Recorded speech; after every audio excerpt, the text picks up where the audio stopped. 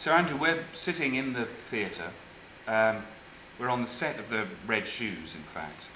But underneath where we're sitting is the bit of the stage that we built out last year for your production of Uncle Vanya, which people will remember. And now you've come back to reimagine another classic play, this time The Misanthrope by Moliere. I'm delighted to find the stage still there. The stage is still there, yeah. And I think one of the things that really excited people last year was they found that there was an actor standing about where you're sitting, talking directly to them in a way that is quite unlike anything that would happen on telly or in film.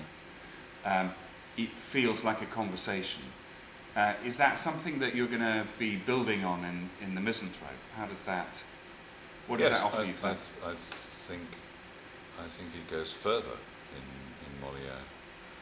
The audience is a participant in the action, and their response is a participant.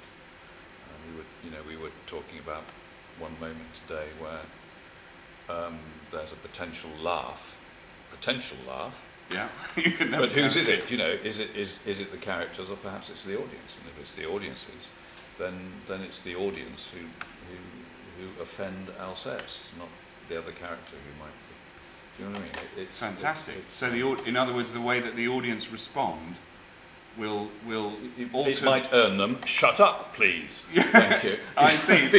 So Alceste might tell the audience to shut up. He might do. Yes.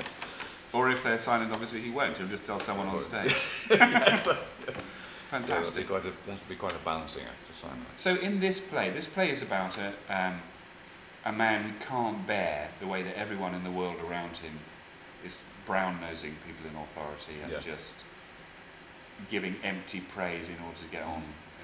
And he has very personal reasons as well, and there's not there's a very, very strong subjective in this version play, which is set in 2010.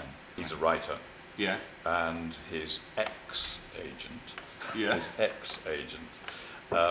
Has been milking the foreign rights of his plays without passing them on, of his writings, sorry, he's not a playwright, without passing them on to Alceste. Right. So that's the personal, very strong personal element, which seems to focus all his more general and, at least notionally more objective. But then there's a famous scene in the play in which a kind of very well-connected literary person turns up and asks Alceste to read this poem he's written, and Alceste tries. He knows what's coming. He tries incredibly hard to find ways of hinting that maybe this shouldn't be published. And eventually he's forced to read it. Well, he's just pushed so far that he kind of explodes. And the guy who's written the poem is saying, "Go on, be honest. Please tell me what you really think." And the audience are going, "I can't wait for this." Yes. And then you see this demolition. Then he is honest, and this guy wreaks his revenge in the most terrible way. Yeah, in a serious way, doesn't it? Yeah, oh, absolutely. Yeah.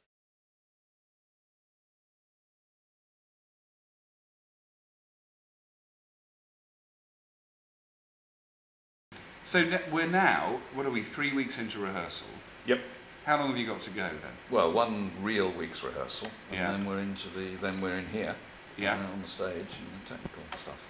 So what sorts of things are you dealing with in the rehearsal room at the moment, with a week to go?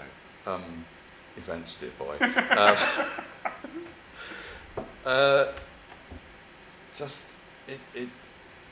It's just a process of asking one question, finding an answer to that, and being provoked into many, many more questions. I think I loved this play from the moment I first saw it, this wonderful Tony Harrison version in 1973. I think what I retained from it then was a sense of its brilliant surface, its fizzing wit, its wonderful kind of condensed energy, and its elegance. And as we work on it, what we're finding is its extraordinary humanity and ambiguity. Yeah, because there's a love as well as the kind of satire of manners, if you like, in some way, and the hypocrisies that surround this guy in the world that he's in. There's a love story in it as well. There is, yes, and unhappy one. Because he's in love with someone who's a bit younger than him.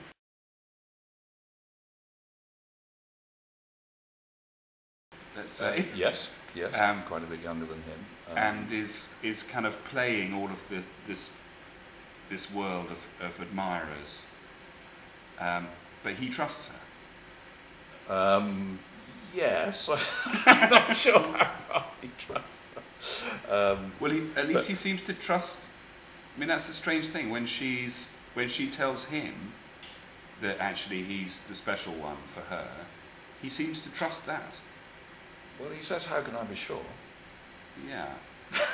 I'm afraid to find out what happens next, you'll just have to come and see the show. It's written in a way that is, as you say, ambiguous, and it feels as if, going back to what you were saying before about the audience deciding by how they respond what the story is in the scene, that it might actually feel different on different nights, according to what the audience believe about that relationship, whether that was the real relationship or whether she was just playing everyone along. Quite so aware of having to say in rehearsal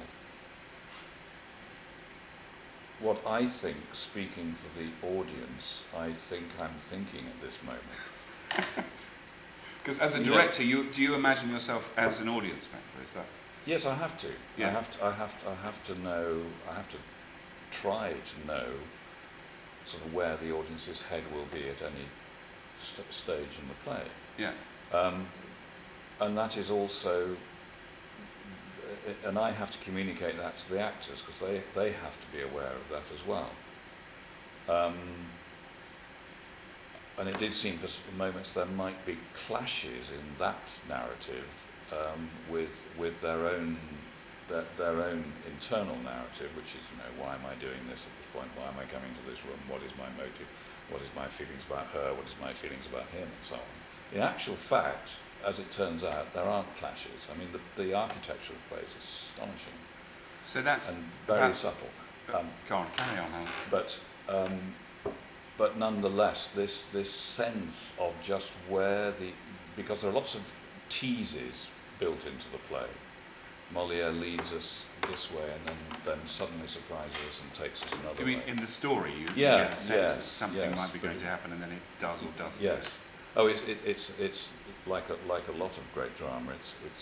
It's the play of the interrupted and therefore postponed crisis. Right. Someone comes in. Yeah, just as the thing is about to happen. And then there's one glorious moment at the end where someone doesn't come in. Yeah. That Celimen's whole future depends on someone happening to come in, and they don't. Yeah. But it's astonishingly well crafted, and a lot of it will be, fairly unapparent, I think. Yeah. And certainly I hadn't got a clue before I started to really work on it, just how well worked out it was. And the audience will be, you might be able to see behind us, there's a box there, they're going to be that close, they're going to be in there, aren't they? Yeah.